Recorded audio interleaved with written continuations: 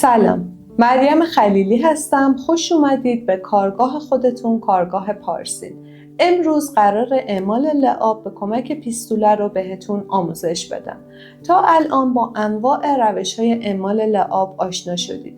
اگر دوست دارید اعمال لعاب به روش براشینگ و قرقابی رو یاد بگیرید، حتما به این لینکی که این بالا براتون میذارم سر بزنید و اگر دوست دارید اعمال لعاب به روش ریختنی رو یاد بگیرید، من لینکش رو براتون این بالا میذارم.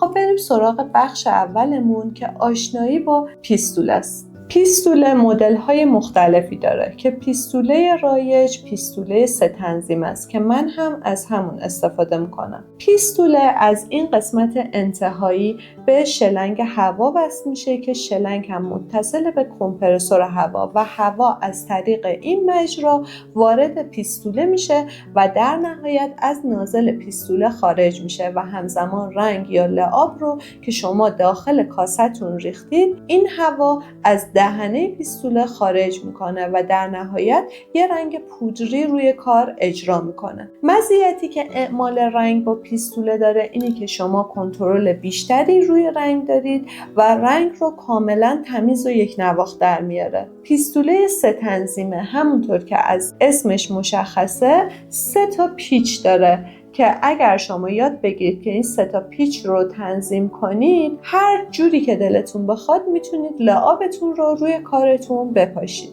اولین پیچمون پیچ این پایینه که این پیچ مربوط به تنظیم مقدار فشار هواییه که شما دوست دارید از نازلتون خارج بشه. هر چقدر این پیچ رو شما شلتر کنید، هوای بیشتری وارد پیستوله میشه و هر چقدر این پیچ رو سفت‌تر کنید، هوای کمتری وارد پیستولتون میشه. مثلا برای سایه کاری احتیاجه که فشار هوا رو بیارید پایین. دومین پیچ این پیچ بالاست که این تنظیم مربوط به کنترل مقدار خروجی رنگه. در واقع این پیچ به سوزن نازلمون متصله که این سوزن مشخص میکنه که چه میزان رنگ از دهانه خارج بشه، که این سوزن ها سایزهای مختلفی داره که این اندازه ها از 3 دهم، 1 و 6 دهم تا 1 و 8 دهم و 2 هستش. هر چقدر این عدد بالاتر بره، شما میتونید مقدار رنگ یا لعاب بیشتری رو از پیستوله خارج کنید. اگه این قسمت فلزی رو ببینید مشخص باشه، اینجا یه عددی نوشته که واسه من 1/3 هستش که همون سایز نازل ما هستش.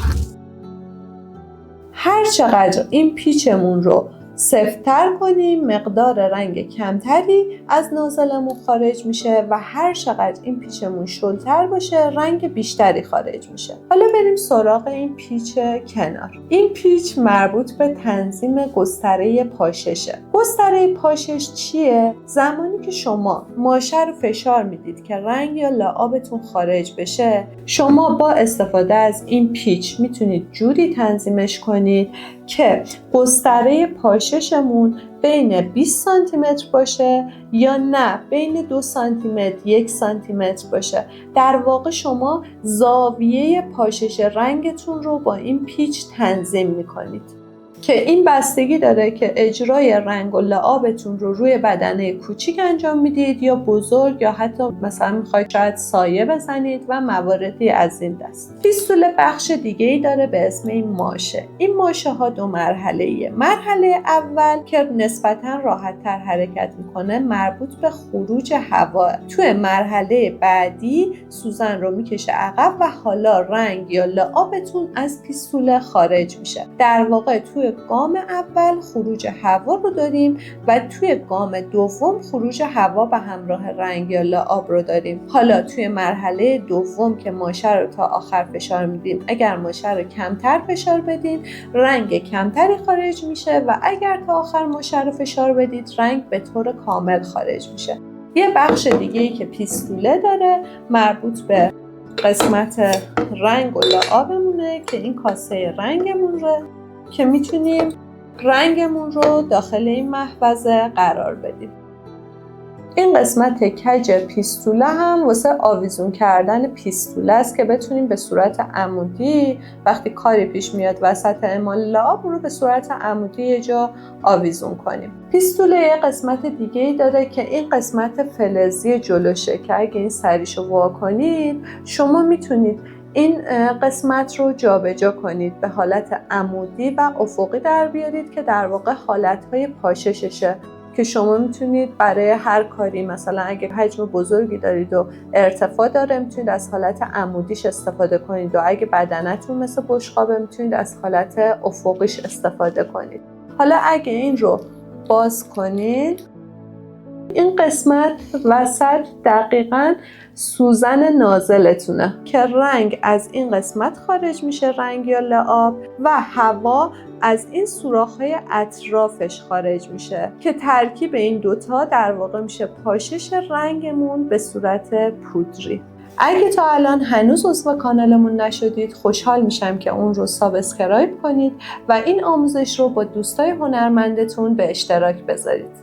توی بخش دوم میریم سراغ آماده سازی لعابمون. چون بدنه ما بدنه قرمز رنگ، دمای پختش پایینه، پس ما باید از لعاب‌های ترانس دما پایین استفاده کنیم مثل MT60 یا CTN 124.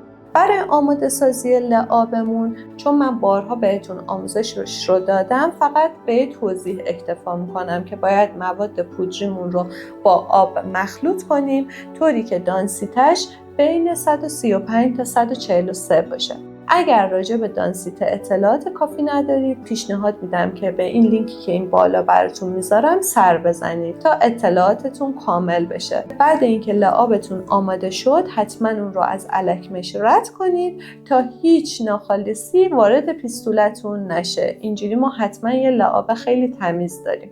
توی بخش سوم میریم سراغ اسپری لعاب روی بدنمون. اما قبلش یه سری نکات رو لازمه که رعایت کنید. بشقاب یا بدنه بیسکویتیتون رو قبل از اعمال لعاب حتما اسپری باد بگیرید و با ابر نمدار کامل تمیزش کنید. پیستوله رو در فاصله 20 تا 25 سانتی متری از سطح میگیرم و حرکت دستم باید یک نواخت و موازی باشه. همیشه اول داخل بشقاب رو لعاب بزنید بعد پشتش رو. اولین لایه رو خیلی نازک اسپری میکنم که در واقع این لایه مثل زیرسازی عمل میکنه و بعد از خشک شدنش لایه دوم و بعد از خشک شدن اون لایه سوم رو میزنم.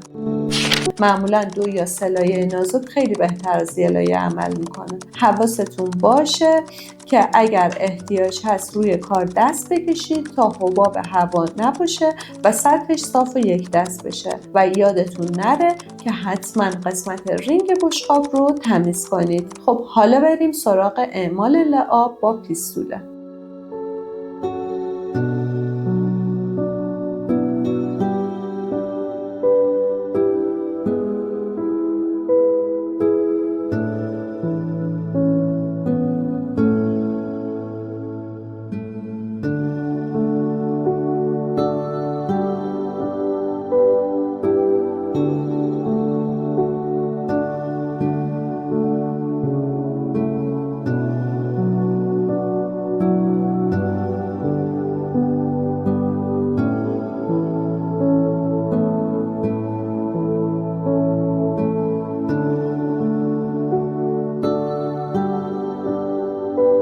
خب حالا به این ظرفمون زمان میدیم تا کاملا بدنمون خشک بشه.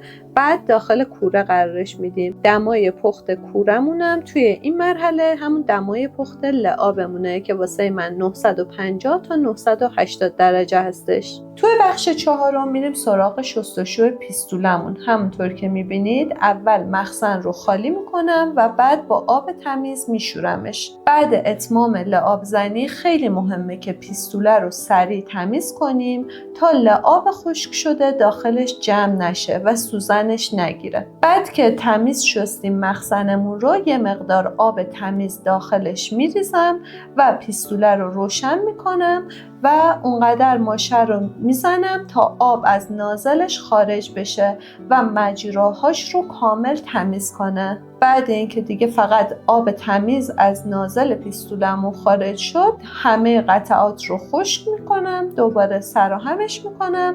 این کار باعث میشه پیستولمون همیشه آماده به کار باشه و طول عمر بیشتری داشته باشه.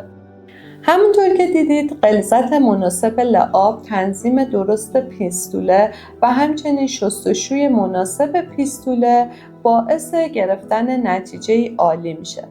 خوشحال میشم که با لایک کردن و شیر کردن این آموزش ازم حمایت کنید و اگر تجربه لعاب زدن با پیستوله رو دارید، تجربتون رو تو کامنت ها با همون به اشتراک بذارید.